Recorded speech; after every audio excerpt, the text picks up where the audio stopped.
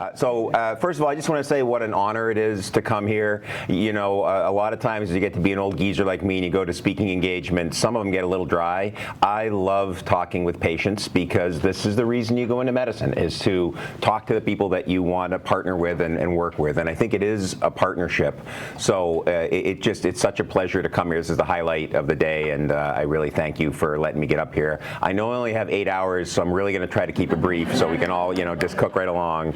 I'm sure Brent's talked a little earlier. We were in morning conference for the hospital back home for me at work, but Brent, he's got more degrees on a thermometer. I'm going to keep it, real. I'm a surgeon, so most of my stuff's in crayon. So what I hope to talk about today, Connie gave me a task, and when she assigns something, you just say yes, ma'am, and you get what's done.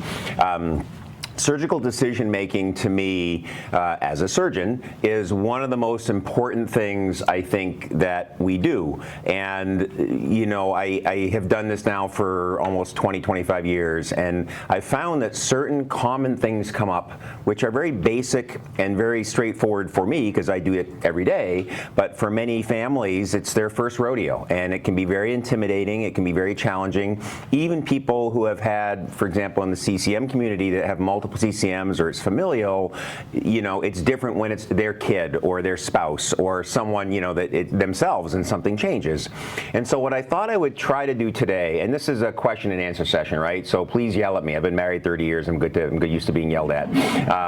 But ask questions along the way if something comes up. But when I talk about surgical decision making, to me, it's a partnership. And there are many people involved, but the two key people that are involved, the two parties, are the surgeon and the patient. And to me, that is a sacrosanct, that's a real partnership.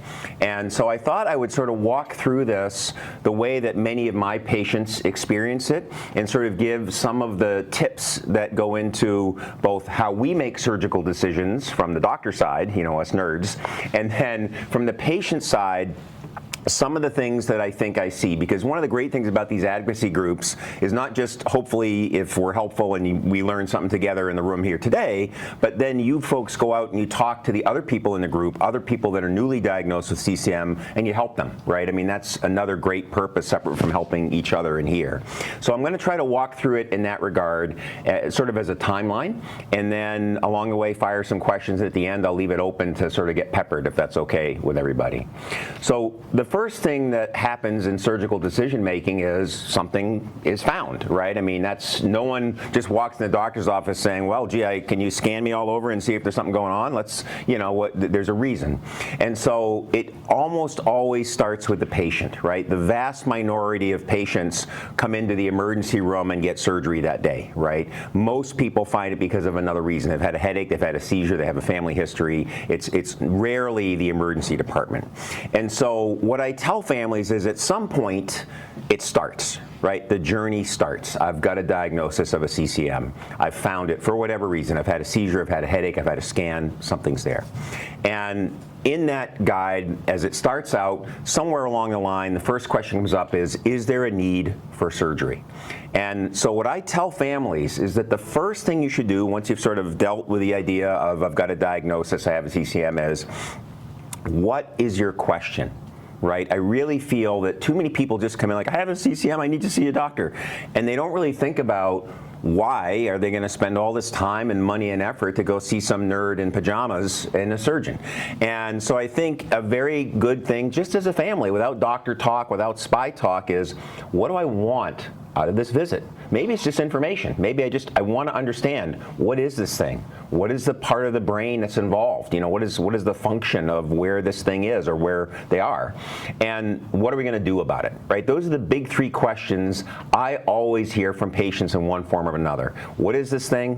What does the part of the brain do? And what are we going to do about it? And I really think starting out with a clear thought of what do I want to get out of this visit, writing it down, is probably the first thing. The second thing is, and this is active homework, you got to get your stuff. right? So by that I mean you want to get your images, whether it's on a thumb drive, a CD, something like that. Never trust hospitals. Hospitals are awful. I work at them. They're terrible. And they say, oh, we'll send the pictures. They'll be there for your doctor's visits. Nope. They will not be there. They are just totally, you know, take it upon yourself to go to the medical records office. You walk in there with a film library. Those are the spy words you want to know, and say, please give me a copy of my images, maybe 2 if you can, so I can give 1 to the physician and keep 1 for my own records. Please give me from medical records copies of all my records, my doctor's notes, my MRI reports, if I have EEG studies, what are my labs. Please give me those copies. Put them all in a folder. Walk around, and when you meet with your doctor the first time, ask for screenshots, or you can take them on the visit, of the key images, right? Because there's going to be 80 bajillion images, and it is so helpful as you're doing consultations, as you go through your journey, to have, this is, you know, just like you have baby pictures of your kid. This is little Susie at 1 year old, this little Susie at 2 years old. You know, what is the problem?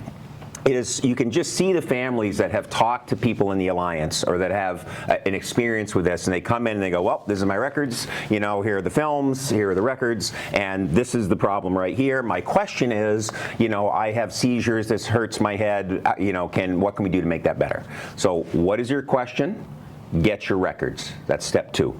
Step 3, and this is probably the most important step, get a team.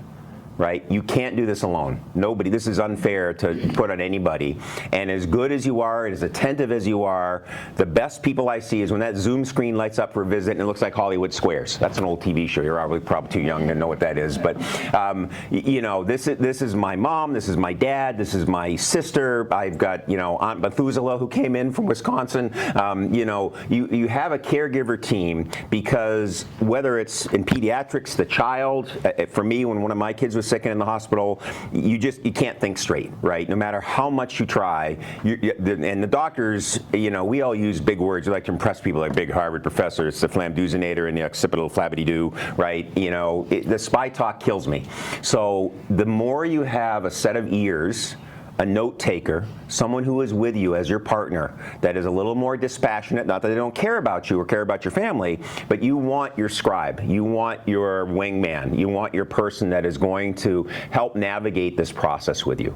And the people, the families that come with teams that have designated that beforehand, they do really well. So that's the third thing that I would suggest. What is your question? Get your homework together, get all your records, and then get a team. Right? So when you walk in to get your opinion, those 3 things should be the first things that you do. Now you're ready. You got your team, you got your question, you got your records. So now you want to start the process of getting a surgical opinion, right? You've got some question that's surgical related, ranging from like, do I even need surgery? That's a fair question. I found I had the CCM. What are my options? To like, okay, I know I have this in this location that's doing this thing, and I need to get it out. You know, so there's there's range of sophistication. Now that you've got those 3 key elements to start, there are 2 other elements before you launch. Element 1 is, who the heck am I going to see? Right? You know, because that's hard, right? Most people, you don't know who the right folks are. It's not like buying a car. You're like, well, gee, do I want a Honda or do I want a Toyota? Well, there's 2 Toyota dealers. There's 1 Honda dealer. I'm going to go. It's not like there's a CCM dealer in Toronto, at least last I checked. And so how do you find out who the reputable people are? Who are the people that are good at these things? Who are the people that you want to talk to? That's where organizations like this are so incredibly helpful. And I really want to commend, you know, the recent push that Connie has had and others, and I've worked with Kelly as well, creating these centers of excellence, right? And you can look at that on the website and say, well, where are places that are good at this? Where are places where there are physicians that do this? Maybe there's epilepsy doctors, maybe there's surgeons. But that is a starting point. You don't have to have somebody from there, but if you're completely in the weeds and you don't want to just go up the street to the local hospital, take a look at that, right? So that is one, I think, the most concrete way to try to at least get a starting point. Now, you may have your local doctor because you're local, and again, in Canada, you folks are smart enough to have universal health care, unlike in the U.S. where it's a mess. In the U.S., you may want to look and say, well, where does my insurance cover? You know, what hospitals are going to allow me to go there, as awful as that might sound. You may want to look and say, in my local area, talk to your primary care doctor and say, well, have they had any experience with cavernomas before, and you know, who do they refer people to? But these are ways to start, ranging from the very concrete web to, you know, talking to your local physician, talk to other people in the groups when you have connections here, and then, you know, the other thing you can look at is sometimes you can take a look at PubMed, which is a, you know, a site, and you can see who's publishing stuff on CCMs. You know, who's got big surgical series, because frankly, experience matters, right? And this is a key thing. I would comment that one very important thing when you're looking for an opinion is, if you can, and you look at the website for that physician, do they work in a team or do they work alone? Right? Because one thing I'm going to talk about a little bit from the physician side in just a moment is, what is that group going to look like? If you go to a surgeon and they work solo and all they do is surgery, you can bet you walk in that door, you're probably going to get offered surgery. If they work with a radiation therapist, if they work with a geneticist, if they work with a neurologist, you can bet you're probably going to get a more balanced opinion, and maybe they'll say surgery's right, maybe they suggest doing radiosurgery, maybe they suggest doing nothing.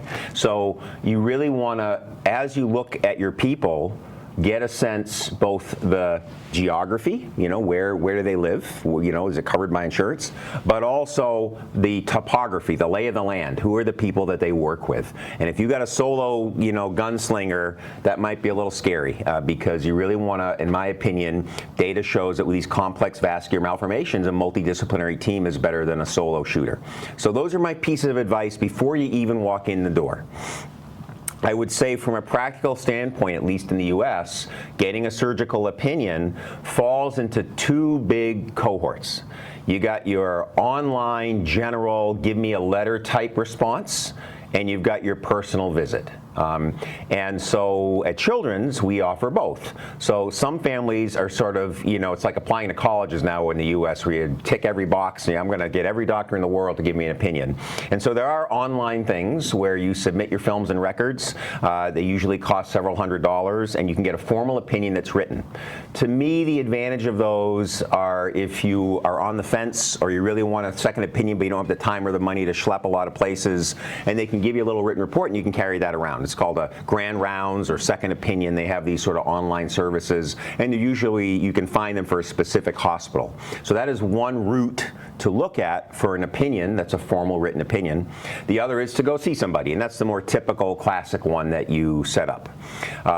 When you see the person, I would say the last thing on the patient side is, when you see them, there's two ways to do it. One is a sort of formal, you're coming, you're going to see our whole group together. And I'll talk about the visit the way I do them shortly, but it's one-stop shopping. You set up a date, you arrive to the hospital, and then you get basically tag teamed by 1,000 people in the room. You're like, holy smokes, who are all these people? And you got your geneticist, your neurologist, your neurosurgeon, maybe your radiation person. They're all in one spot. The other way, and what I do sometimes, because many folks come from around the country, around the world, is we do a very informal Zoom meeting at the beginning, which may not even be a billable, it may not cost you anything. Many surgeons will say, look, I set aside, you know, for me, every other week, I just have a little time for remote Zooms for cav mals. And I just say, you know, on Tuesday mornings from 8 to 10, we'll do a bunch of 15-minute little Zooms to say, hi, my name's Ed, I look at your pictures, you know, here's a quick question and answer, and then families can decide if they have enough information to do something more formal or not. And so many places will offer this, and you can see this, you know, on their websites. So it seems like a lot, but if you sort of just spend that little bit of time to answer those questions, get those resources, and figure things out, boy, oh boy, is your visit going to be a heck of a lot smoother when you get it done, whatever that is. So that's the patient stuff. Any questions about, you know, pre-opinion homework or thoughts? Yeah. Do you have any red flags for us? Like, someone goes to see a doctor, how do they know if they're going to know what they're talking about? So that's a great question, and that leads, you're stealing my thunder, so you're asking a good one. So there are 3 ways to think about red flags. The first one I already mentioned, which is if they're a one-trick pony show, right? If you go in there and it is just Dr. X and there's nobody else in the room and they're just like, look, I do these surgeries all the time, I'm doing the surgery and that's it, I'm doing what you're saying. That makes me a little nervous. I think the first thing is, this is a multidisciplinary disease. You should be presented with multidisciplinary options. They all may say and think the same thing, but you certainly want the chance to do that. So that's flag 1, I think. Flag 2, have they written or done or published on doing these surgeries before? If you're walking in the door and, in this day and age, it's not that hard to publish or write about your surgical series or to do stuff, or at least have a report of what they've done. If you ask them, have you done this before and how many have you done and what are they like? If they're cagey or they can't give you a direct answer, that's a second red flag, right? You don't need to do a million, and some are certainly much easier procedures than others, but you want to get a sense that this person has a track record, either verified by looking at published papers or their surgical history, and so that's number 2. So number 1, do they work in a team or not? Number 2, what is their track record? Either by personal or do a little online sleuthing. My 20-something-year-old daughters could get answers for anything, anywhere about anything. So you get a couple of teenagers or 20-year-olds on the case, and they'll get you some answers. I bet you guys could probably find some stuff out. And then number 3, to me, the biggest red flag is if that physician at the end of your visit doesn't say, and please get a second opinion, and give you maybe some names. Because if they are too afraid, if they say, look, they're going to tell you crazy stuff, run away, then that's the bad news. Some physicians will be very civil and they'll say, see anybody. Other physicians say, look, see anybody but Dr. X. There are a few people that are a little shaky, but the point is they should offer you a second opinion. If they don't, that's a red flag to me. So those are my 3 Ed Smith rules for red flags. Does that make sense? All right. So let's transition maybe a little bit to what happens on the doctor side, right? So this is all homework for the patient side. What the heck do we jerks do when we get that little phone call? Hi, I'm Susie from Saskatoon, and I've got a calf mal, and I said that right, didn't I hope? No? Okay, I'm checking. I had a Saskatoon once, but I got some penicillin and it cleared up. It was sort of like right here. So in any case, tough crowd, no, not enough coffee. All right, we're doing great. So what do surgeons do, right? In a surgical consult, what happens? So I can't speak to every surgeon in the world, obviously, but I can talk a little bit about what happens with us so that you know what the surgeon has hopefully done before you walk in the door, and that can frame the conversation when you have it. The way we do it is we ask everybody, we have 2 intake admins, so 2 very nice secretaries, and they speak when you call or email and you say, hi, I'd like to see Dr. Smith, my child has a calf mal, could we get an appointment? And usually what they say is, that'd be great, please give us all your records, is this a 5-alarm fire, like, are they in a hospital right now somewhere with an active bleed, or is this a general consult? So they usually should give you a sense of like, hey, do we need to see you today, or is it something that we can do in a week or 2? And most of the time it's a pretty quick turnaround. If you've got someone who says I can't see you for 3 months, that's a little bit of a red flag as well. Maybe a good red flag if they're busy, but not that they should be able to see you soon. So you have the intake part, and this is where if you have all your records, that's going to expedite that intake. At Children's, what we do is we do what's called a Tuesday review. So every Tuesday, I get this god-awful gigantic email with all our vascular cases clustered by type. So we've got cavernous malformations, moya, AVMs, etc. And then we have a weekly conference where we first send the email around to everybody for 2 days. So I'm the boss, and I tell them you got 48 hours to review this. And they're supposed to, on their own, do their homework, and we have the fellows do this as well, look at the pictures, get the records, come to a, get familiar with the case. And then every Thursday, we have a morning conference where everybody gets together and we look at the pictures and talk about things. That way we've pre-screened the cases. And then that Thursday afternoon, usually within 48 hours, but not always, we'll have the secretaries call back and say, Dr. Smith and the team reviewed Susie from Saskatoon's pictures, but we'd love to see you at X. And sometimes I'll just call the family directly and just, very quickly just say, hey, we reviewed your films, this is what we think, would you like to have a visit or not, or we say, look, clearly no surgery or absolutely surgery, and sometimes that little 2 seconds on the phone or email can help. So that's how we screen and start the process, and that way when you come in the office, you've already had your pictures looked at by 6 different physicians, and neurologists, a couple of neurosurgeons, an interventional radiologist, an ICU doc. We've all seen that together. It is very, very helpful to understand from the family when they send it, what is your question? I want surgery because this has bled 3 times. I want surgery, or your opinion on surgery, because I have epilepsy and I want to, my goal is to cure the epilepsy. I don't really, I'm worried about the future risk of bleeding and I want this out. What is your question? And that helps frame it.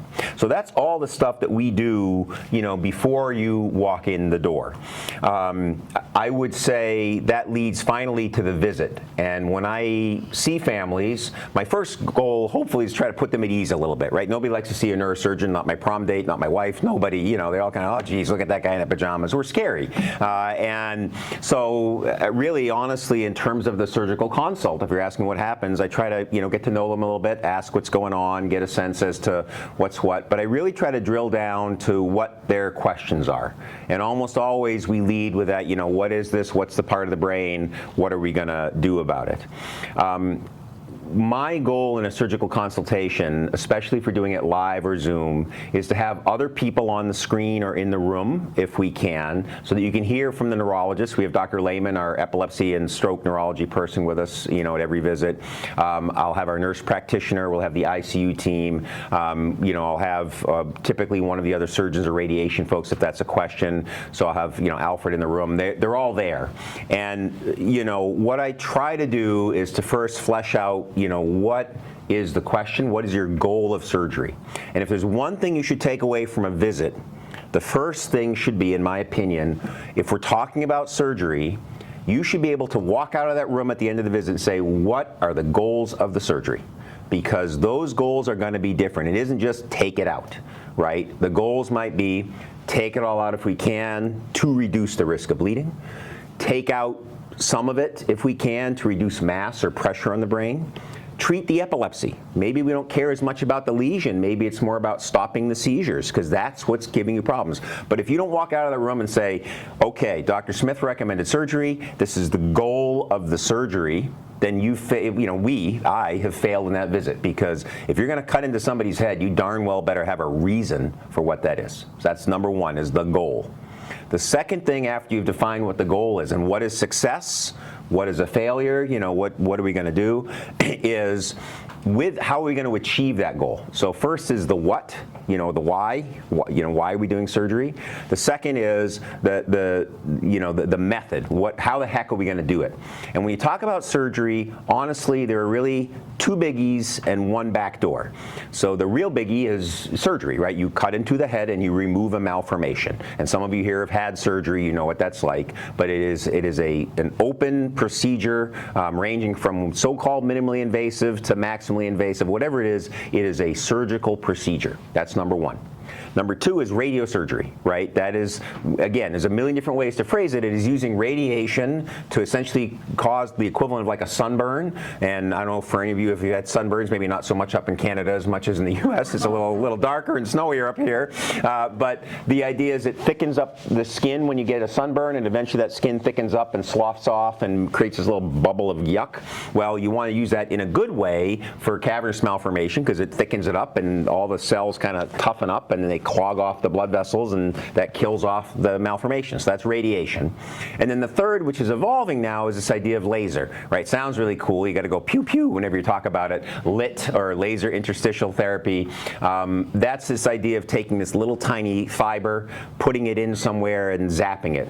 To my knowledge, and I think in our group here, this is sort of a newer technique. Not that there's anything bad about it. There are folks that have had some great success with it. In my hands, I think LIT is probably best used for seizure control. It's great for sort of burning a little firewall around a seizure area. I'm a little concerned about the long-term efficacy of treating an actual malformation for cure, although people have talked about it.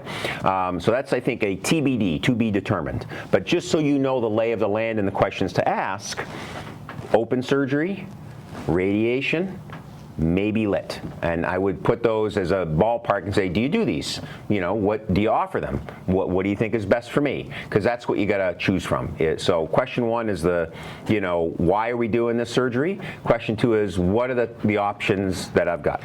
And I think the final thing to think about is when you're asking this, what are the complications and what are the bailouts, right? Any surgeon that says, oh, there's no complication, it'll be fine, it's no risk, nothing happens, either they haven't done enough or they're giving you a little bit of a story. Because I think you want to clearly understand what those complications are. And I usually bucket them into two buckets. One is the holy smokes, we don't know, scary bad things can happen, right? If you're getting your appendix out of your tonsils, unexpected stuff can happen. You get massive bleeding, you can have a stroke, people can die from surgery, right? But those are extremely unlikely, but you darn well better bring it up and ask if that happens. And then the second question about a surgical consultation is, what should I expect?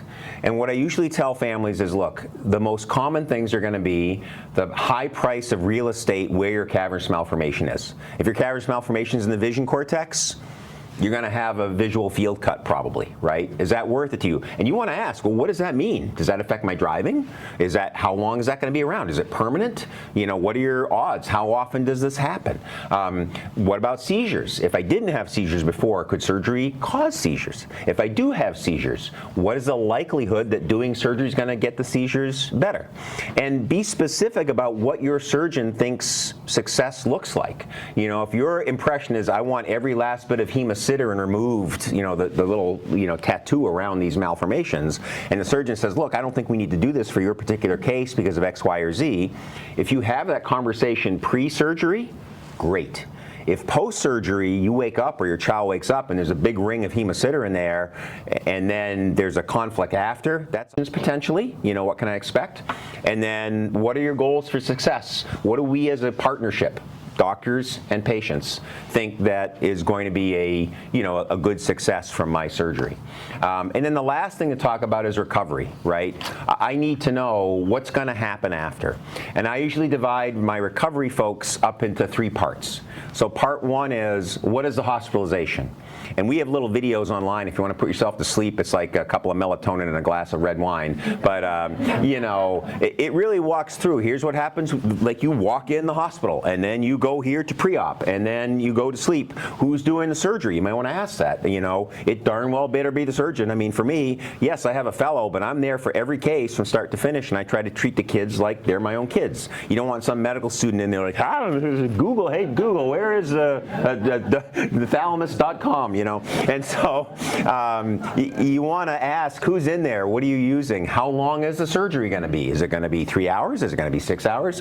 Where am I going after? Am I going to the intensive care unit? Am I going to the floor? Am I going home? How long should I be in the hospital, generally speaking? Is it overnight? Is it a week? When I'm done at the hospital, when do I get out of bed? When do I eat? Well, how much do I love Boston Children's Hospital food? The Jell-O is fantastic. We have orange and red, And then when you get home, what do I expect when I go home? When can I go back to work? When can I exercise? What can I carry?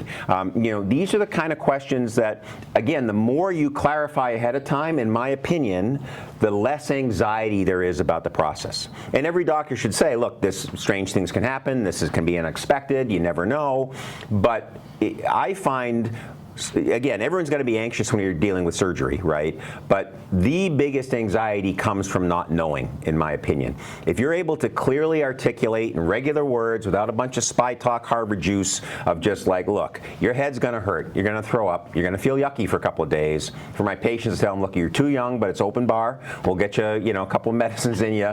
You're not going to feel awesome, but you're going to feel pretty good. Your parents are going to be right by your bedside the whole time, and then when you go home, you can be on Snapagram or InstaFace or whatever the cool kids are doing on your phones. We get one laugh in the crowd. Okay, the coffee's kicking in. Demystifying something with mystifying. Demystifying the process, I think, is a very important part of a surgical consultation because that alleviates at least some anxiety. So what is the hospitalization is part one. Part two is, what's my follow-up? What happens next? So I go home. I got a little time. I'm getting up and walking around. What's next? So part two We usually have about a 1-month follow-up. What do I do with my incision? When can I take a shower? I have to take a shower every month whether I want to or not. My wife makes me. So, what can I expect in terms of, what you're going to tell me for medications? How long do I need to be on certain things? So the second part is my short-term follow-up, whenever that is. Do I get my stitches out? What do I do? The third one is, what's my long-term plan? You've done surgery. Great. We did surgery for a reason. Was the surgery to cure things? Was the surgery to stop seizures? Was the surgery to reduce the risk of future bleeding? How do we prove your work, right? If you did like when you grew up, when you did math, you had to show your work, right? Well, how do you show that you did the work afterwards? Well, doc, what's the plan? Well, we're going to get a scan at 6 months. We're going to get a scan at 1 year. We're going to get an EEG at this time. We're going to wean your anti-epileptics at this point. Dr. Lehman is going to meet with you from neurology, and she's going to walk you through how to handle your headache medicines. Have a plan. And those 3 time windows during the hospital, the sort of 1-month follow-up, and then long-term, again, knowing what the plan is after the surgery can be really important. And part of that is, doc, what happens if I get a complication? If I get a wound infection? If I have a stroke? If I have a seizure? Number 1, what are the potential complications? Number 2, how likely are they? And number 3, give me a little talk about what that involves. And if the family doesn't ask that, I will propose that. Because again, my whole job in the surgical consultation, thinking about when you do surgery, how you do surgery, the actual technical approach, people get all bogged in the weeds. Well, you'll be using a number 15 blade or a number 17 blade. It doesn't matter. What I don't like are, someone in the family is like a podiatrist or something. Like, you got to ask them what size of sucker there's going to be using in the OR, because that's important, right? It doesn't matter. What you should be asking is, should I even be here in the OR, right? Why am I here? And I think the big message I'm trying to get across to families here is, try not to get too bogged down in the minutia of, well, what kind of microscope are you using, or what exactly is your approach. The big questions are, why am I here? What are we doing? What are the risks? And how likely is this going to help? Why, what are my symptoms, and what am I trying to get better? So having that in place, I think, is important. The last thing I would say is for follow-up. You walk out, you've had your surgery, we've talked through surgical decision making in terms of what you want as a person beforehand, what the doctor does beforehand, a little bit of what the meeting should be like, and how you go through that process of surgical decision making. When you walk out the door at the end after your surgery, how do you connect with your doctor when you're done? I give my personal email to my patients, because I tell a lot of people, look, I'm a dad first and a doctor second. And we have a great administrative team, but these are big deals, and frankly, when you entrust your kid to some stranger to do brain surgery on them, that's a big responsibility, and you want to take that, as you should, I think, with a lot of heavy weight. And I think at that point you've had a bond with that family, and they should at least be able to email you. You do that with random people you meet at meetings. If you've taken care of someone's child, I think they should be able to talk to you, and if they're worried, they should let you know. But how are you going to communicate with them when they're done? It doesn't have to be personal email, but what's the phone number for the office? What do we do if there's an emergency? Who do we contact? You need to know that, because it's a relationship. After you've done surgery, you're married, you're there, and you're with that person through thick and thin, and I think that that's important. And then, again, keeping your team together. The team doesn't break up when the surgery's over. The team stays together through the long run. So that's my sort of spiel, I hope, in terms of surgical decision making from a very practical nuts and bolts standpoint. What you should do as patients, what the doctor does in the little veiled offices, and then some key questions to ask and an action plan that goes through the process. And I hope that was helpful a little bit. But